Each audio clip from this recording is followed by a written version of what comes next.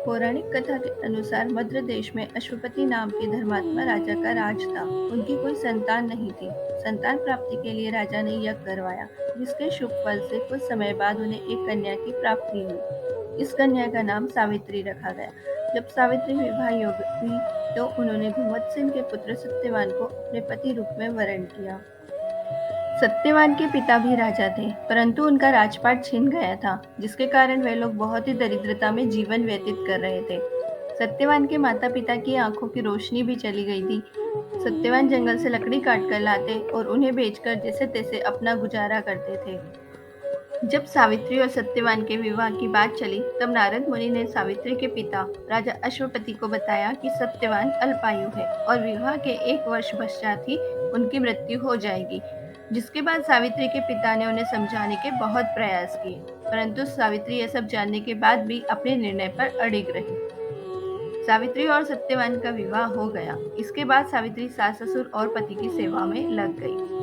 समय बीतता गया और वह दिन भी आ गया जो नारद मुनि ने सत्यवान की मृत्यु के लिए बताया था। उसी दिन सावित्री भी सत्यवान के साथ वन को गई। वन में सत्यवान लकड़ी काटने के लिए जैसे ही पेड़ पर चढ़ने लगा कि उसके सर में असहनीय पीड़ा होने लगी, तो वह पेड़ से उतरकर सावित्री की गोद में सर रखकर लेट गया। कुछ ही समय में उनके समक्ष स्वयं यमराज खड़े हुए थे। यमराज सत्यवान की आत्मा को लेकर दक्षिण दिशा की ओर जाने लगे। पतिव्रता सावित्री भी उनके पीछे चलने लगी।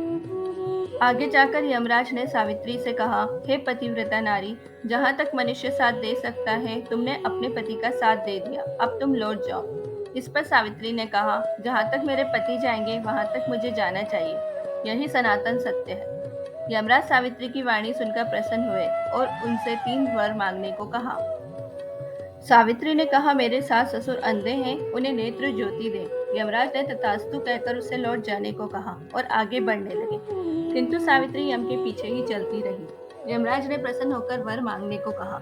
सावित्री ने वर मांगा, मेरे ससुर का खोया हुआ राज्य उन्हें वापस मिल जाए। यमराज ने तथास्तु कहकर उसे लौट जाने को कहा, किंतु सावित्री यम के पीछे ही चलती रही। यमराज ने प्रसन्न होकर पुनः वर मांगने को कहा। इसके बाद सावित्री ने यमदेव से वर मांगा, मैं सत्यवान के 100 पुत्रों की मां बनना चाहती हूँ, कृपया कर आप मुझे वरदान दें। सावित्री की पति भक्ति से प्रसन्न हो यमराज ने तथास्तु कहा। जिसके बाद सावित्री ने कहा कि मेरे पति के प्राण तो आप लेकर जा रहे हैं, तो आपके पुत्र प्राप्ति का वरदान कैसे पूर्ण होगा। तब यमदेव ने अंतिम वरदान को देते हुए सत्यवान की जीवात्मा को पाश से मुक्त कर दिया। सावित्री पुनः उस वटवृक्ष के नीचे लौटी तो उन्होंने पाया कि वटवृक्ष के नीचे पड़े सत्यवान के मृत शरीर में जीव का संचार हो रहा है। कुछ देर में सत्यवान उठकर बैठ गया। उधर सत्यवान के माता पिता की आंखें भी ठीक हो गई और उन्हें खोया हुआ राज्य भी वापस मिल गया।